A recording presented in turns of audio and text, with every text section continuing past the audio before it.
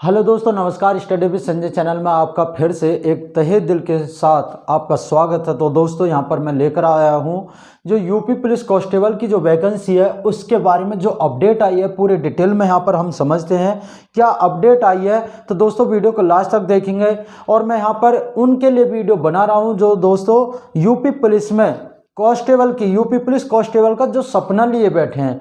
अगर आपने 26,744 वैकेंसी अगर छोड़ दी किसी भी कारण, अगर आपसे रह जाती है किसी भी कारण से, जैसे डॉक्यूमेंट या फिर फिजिकल या फिर पेपर, आप किसी भी चीज़ से वंचित रह जाते हैं, तो ये समझ लिए कि आप सिर्फ इससे ही वंचित नहीं रहेंगे, आप कहीं ना कहीं 3-4 साल पीछे यूपी के अंदर वैकेंसी तो देख ही नहीं पाएंगे, 3-4 साल बाद ही देख पाएंगे, लगा लीजिए। क्योंकि ये 26,744 वैकेंसी जो है वो ये समझ लिए कि यूपी में अब ये 3-4 साल बाद ही आएंगे, जो भी वैकेंसी आएगी 3-4 साल बाद के ही आएंगे। क्यों? अगर मैं बात करूं तो अभी आपको पता है इलेक्शन आ रहे हैं 2022 में, इलेक्शन 2022 में, तो ये जो सरकार है, सरकार क्या कर रही है, जाते जाते ये 26,744 वैकेंसी का नोटिफिकेशन निकाल कर, और हो सकता है तो फार्म भी निकाल दे, पेपर भी करा दे, चाहे रिजल्ट बाद में आए और सरकार चली गई, तो दोस्तों दूसरी सरकार को करनी ही पड़ेगी, क्योंकि नोटिफिकेशन में दिया हुआ है कि। और आप भी जानते हैं कि लगभग 3 योजनाओं से तो यही चला रहा, जो भी सरकार आती है यहाँ पर वैकेंसी निकालती है। लास्ट टाइम मायावती जी के राज में आया था ये, जो 2012 के आसपास की बात है, उन्होंने लास्ट में एक वैकेंसी निकाली थी, और जो उन्होंने वैकेंसी निकाली उनकी सरकार चली गई, फिर अखिलेश जी की सरकार आई, अखिलेश जी की सरकार ने फिर वो भर्ती को पूरा किया। इसी प्रकार अखिलेश जी ने जो भर्ती निकाली, फिर योगी जी की सरकार आई, आदित्य योगीनाथ जी जो सीएम है, उनकी सरकार आने पर उन्होंने उसको पूरा किया। अब जाते जाते वो भी अपने एक वैकेंसी निकाल के जा रहे हैं। तो दोस्तों, आपके लिए बहुत बड़ी, बहुत ही अच्छी ये वैकेंसी होने वाली है, जिससे कि आप अपना सिलेक्शन ले सकते हैं। अगर बात करूं तो दोस्तों, ये सरकार में जो भी ये भर्ती होगी लास्ट होगी, ये समझ के चलिए, सरकार आए या ना आए, ये 3-4 साल बाद ही आपको वैकेंसी यूपी में तो मिलेगी। तो इसके बारे में क्या अपडेट है उसके बारे में हम चलते हैं और समझते हैं क्या क्या इसमें आया है। आपको सभी को पता, गन्ना पर्यवेक्षक की भर्ती आने वाली है। यूपी लेखपाल जो 7,882 का नोटिफिकेशन पहले गिर चुके हैं, और दोस्तों उनको तो इंतजार था यूपी पैट का, कि यूपी पैट का रिजल्ट आएगा तब हम वैकेंसी निकालेंगे। तो आप भी देख रहे होंगे यूपी सरकार इतनी ढीली है कि उन्होंने अभी तक कोई भी वैकेंसी तो निकाली नहीं है। पैट के ऊपर जो बोला है, पैट के बाद कोई भी वैकेंसी नहीं निकली है। उन्होंने बोला था 24 अगस्त को जो एग्जाम हुआ कि यूपी पैट का जो एग्जाम हुआ है उसका रिजल्ट आने के तुरंत बाद हम ये वैकेंसी निकाल देंगे, फॉर्म भरना स्टार्ट करेंगे। लेकिन अभी उसका लेखपाल का नोटिफिकेशन आने के बाद कुछ नहीं आया है। चलिए तो दोस्तों समझते हैं, ये यूपी पुलिस कांस्टेबल की जो 26,744 वैकेंसी है, इसमें दोस्तों उनके लिए बहुत सुनहरा मौका, जो 49,568 पर रह चुके थे किसी कारण से। लेकिन दोस्तों उनके लिए मौका नहीं होगा जिनकी ओवर एज हो चुकी होगी। उस समय लास्ट टाइम चल रहा था आपका ओवर एज का, तो अब तो 3 साल होगी, 3 साल बाद ये वैकेंसी आ रही है, तो आप तो नहीं भर पाएंगे। लेकिन उनके लिए कहीं ना कहीं दुख की बात है, लेकिन उनके लिए खुशी की बात है जो उस समय तो रह चुके थे किसी भी कारण, डॉक्यूमेंट वेरिफिकेशन पे या फिजिकल पे, कोई भी कारण हो सकता है। तो आपसे मैंने पहले भी बोला, अगर वीडियो नहीं देखे तो उस वीडियो को जरूर देखें, कि मैंने बोला है डॉक्यूमेंट अभी बनवा के रख लें कि वैकेंसी तो आएगी, वैकेंसी तो आएगी, रोकने वाला नहीं है कोई भी। लेकिन वैकेंसी आ गई तो आपको सिर्फ और सिर्फ तैयारी के लिए 1 महीना मिलेगा, सिर्फ और सिर्फ 1 महीना मिलेगा तैयारी के लिए। आप डॉक्यूमेंट बनवाएंगे उस समय में या फिर आप तैयारी करेंगे, क्या करेंगे? तो इसलिए मैं बोल रहा हूं, जब तक फॉर्म निकले, यानी कि 5 दिसंबर बोला गया था, 5 दिसंबर बोला गया था किसके लिए? फॉर्म निकलने के। लास्ट टाइम है ये 5 दिसंबर, फॉर्म आएंगे जरूर। तो उससे पहले मैं आपसे एक ही बात कहता हूं, जो भी डॉक्यूमेंट आपके पास तैयार ना हो उस डॉक्यूमेंट को तैयार करा लें। तो दोस्तों समझते हैं यहाँ पर 26,744 वैकेंसी के बारे में। तो अपडेट में जो दिया हुआ है वो क्या दिया हुआ है, तो दोस्तों सबसे पहले उस अपडेट में लिखा हुआ है सिलेबस के बारे में, कि सिलेबस क्या होगा और चयन प्रक्रिया कैसे होगी, सब कुछ यहाँ पे लिखा हुआ है। देखो, अगर हम बात करें सिलेबस की, सिलेबस में क्या क्या आने वाला है। सिलेबस में तो आपको पता ही है, सिलेबस पिछला जो यूपी पुलिस कांस्टेबल का एग्जाम हुआ उसी आधार पे होगा, लेकिन उसमें हो सकता है कुछ फेरबदल कर दिया जाए, तो उसके बारे में मैं यहाँ पे बता रहा हूँ। देखो, मैथ में आपके क्वेश्चन आएंगे, सभी को पता है, और रीजनिंग के क्वेश्चन आएंगे, आप सभी को पता है, और उसमें एक और क्या आती है, हिंदी, एक हिंदी आती है, और एक क्या आता है, जीके, एक आता है जीके।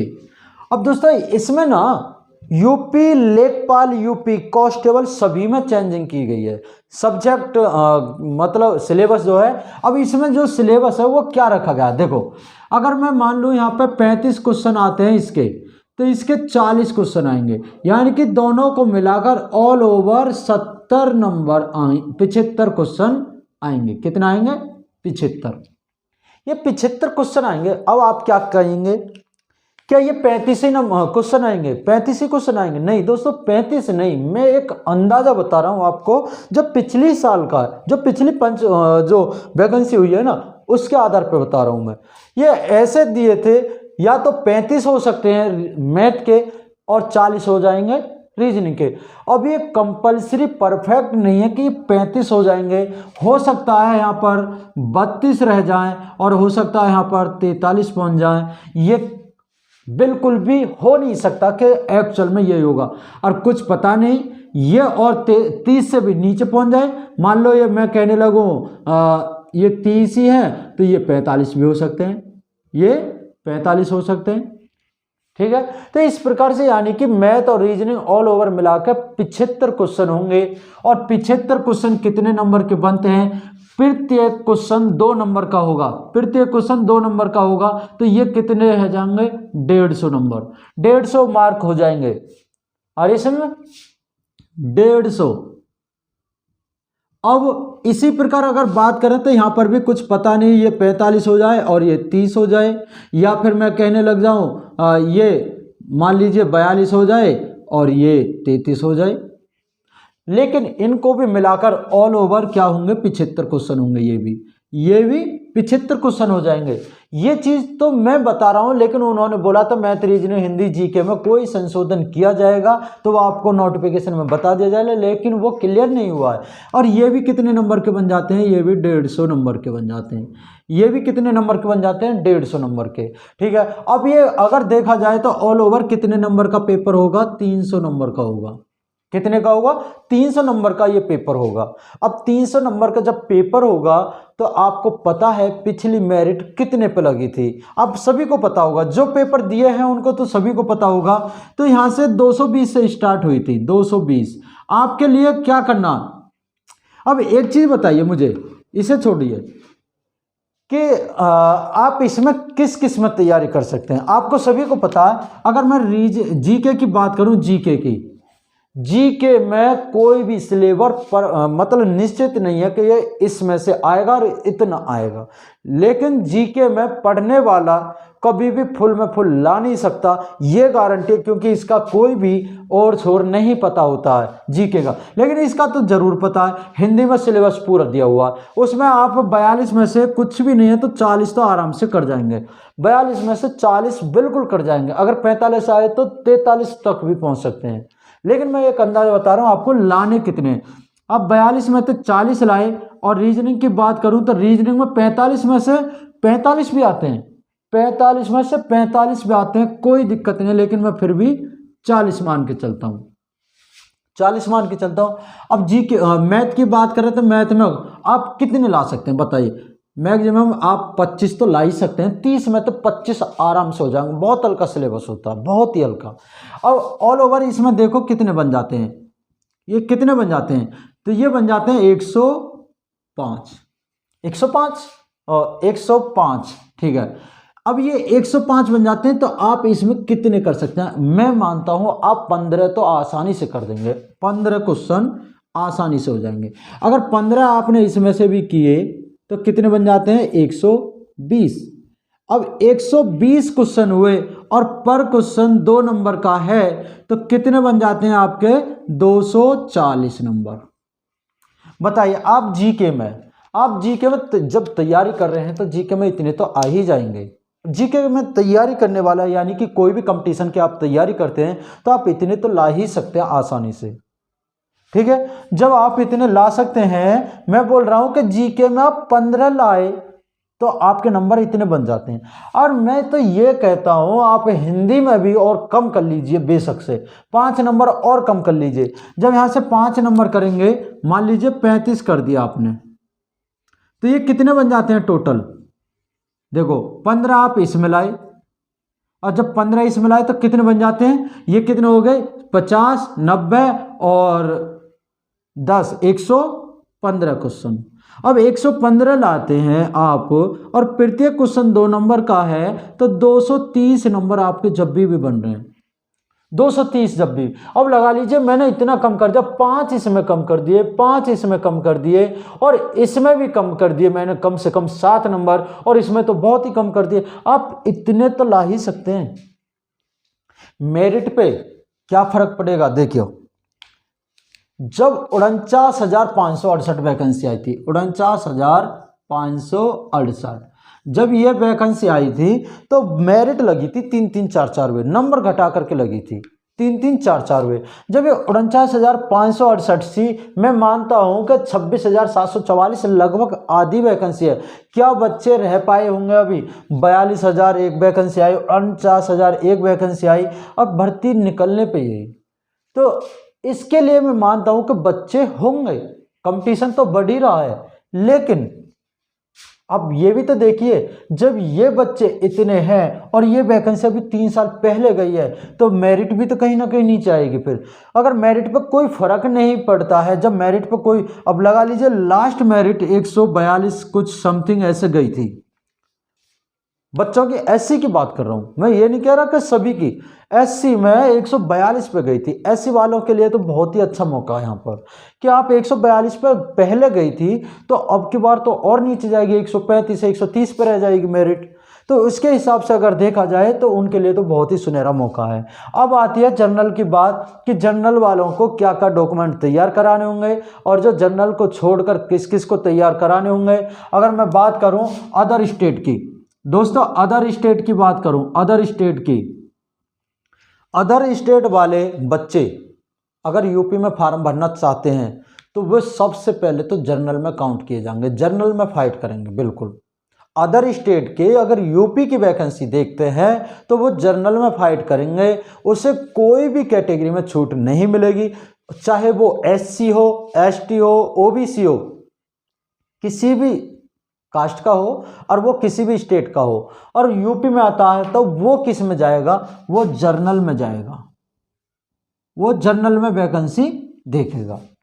लेकिन अपने यहाँ की बात करें, यूपी के यहाँ, यूपी में बात करें, एससी है तो एससी में जाएगा, ओबीसी है तो ओबीसी में जाएगा, एसटी है तो एसटी में जाएगा, जनरल का तो जनरल में ही जाएगा।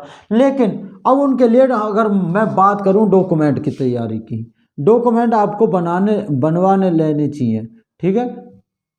अब डॉक्यूमेंट में जर्नल वालों को तो एक डॉक्यूमेंट एक्स्ट्रा बनवाना होगा, क्या होता है? EWS।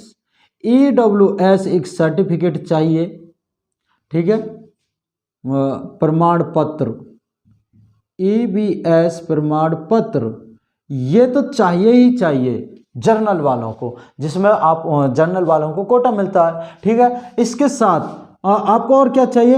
एक आधार कार्ड तो आपका होना ही चाहिए, ठीक है, आधार कार्ड तो आपका होना ही चाहिए, ये तो सभी के पास होता, बिना आधार कार्ड के तो फॉर्म ही नहीं भरा जाता। एक 10th की मार्कशीट चाहिए, मार्कशीट, ठीक है। तो कहने का मतलब ये हुआ कि एक 12th की चाहिए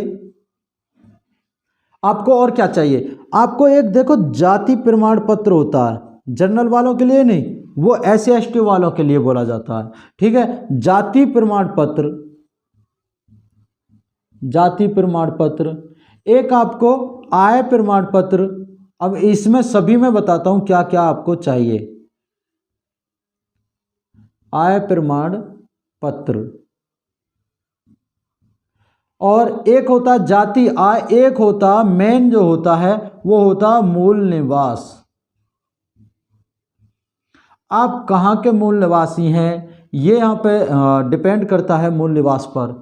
तो ये सब आपको डॉक्यूमेंट तो पहले तैयार कर लाने चाहिए। तो फॉर्म भरते समय आपको आधार कार्ड, 10th की मार्कशीट और आपको 12th की मार्कशीट, ये मार्कशीट तो आपको चाहिए पहले। EWS प्रमाण पत्र डॉक्यूमेंट वेरिफिकेशन पे चाहिएगा, बनवा के रख लें, तहसील ब्लॉक कहीं से भी बनता हो। और अब बात करते हैं आय प्रमाण पत्र। आय प्रमाण पत्र आपको कहीं नहीं चाहिए। आय प्रमाण पत्र फॉर्म भरते समय तो चाहिए नहीं, लेकिन डॉक्यूमेंट वेरिफिकेशन पे मांग सकते हैं। लेकिन बिना आय प्रमाण पत्र के कोई भी वकील पटवारी EWS का प्रमाण पत्र नहीं बना सकता। ये सर्टिफिकेट कोई नहीं बना सकता, जो जर्नल वाले जाते हैं उनके लिए ये मांग सकता है। तो ये पहले बनवाना पड़ेगा जब EWS का बनेगा। लेकिन उसके बाद का अगर बात करें मूल निवास की, तो मूल निवास कौन सा चाहिए आपको? मूल निवास आप यूपी के हैं तो सबसे बेस्ट होगा यूपी का, वरना ऑल इंडिया का भी बनता है, ऑल इंडिया का भी बनता है। आप यूपी के हैं तो यूपी का मूल निवास बनवाइए। 100-120 रुपये लेता है, जनसेवा केंद्र वाला बना देगा। ये मूल निवास बनवा लीजिए पहले। वो आय प्रमाण पत्र, जाति प्रमाण पत्र SC/ST के जो बच्चे हैं उनके लिए तो जाति प्रमाण पत्र पहले चाहिए, ठीक है, ये पहले चाहिए उनके लिए। और लेकिन डॉक्यूमेंट वेरिफिकेशन पर सभी डॉक्यूमेंट आपको तैयार करा लेने चाहिए, ठीक है। तो ये समझ गए होंगे, यहाँ पर मैंने सब कुछ बता दिया। अब बात करते हैं यूपी लेखपाल की। यूपी लेखपाल, ठीक है, यूपी लेखपाल की क्या कंडीशन है? यूपी लेखपाल में राजस्व लेखपाल, देखो यूपी लेखपाल में सिलेबस की बात करते हैं हम। मैंने पहले भी बता दिया है एक वीडियो में। सिलेबस में इसमें क्या क्या आता है, देखो इसमें सिलेबस में एक तो मैथ होगा, इसमें रीजनिंग नहीं होती है, मैथ होगा, रीजनिंग नहीं होती है। क्या होता है फिर? हिंदी, हिंदी। एक क्या होता है? जीके। एक होता है ग्रामीण परिवेश, ग्रामीण परिवेश, ये भी यूपी से संबंधित आता है। अब ग्रामीण परिवेश, जीके, हिंदी, मैथ, अब ये कितने क्वेश्चन आते हैं? ये टोटल 25 और 25 और ये हो जाएंगे 25, ऑल ओवर इसमें 100 क्वेश्चन आते हैं। 100 क्वेश्चन इसके अंदर आते हैं। अगर पहले बात करें तो पहले क्या होता था यूपी लेखपाल में, ये 20 क्वेश्चन आते थे, ये भी 20 थे, ये भी 20 और ये भी 20, यानी कि ये ऑल ओवर पहले कितने आते थे? 80। अब इसमें 80 आते थे जब, तो ये जो है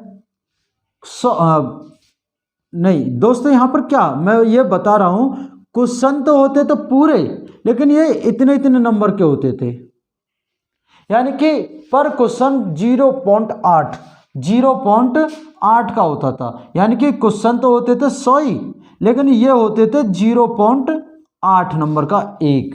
तो ये यहाँ लगभग 80 नंबर बनते थे, 80 मार्क, 80 मार्क।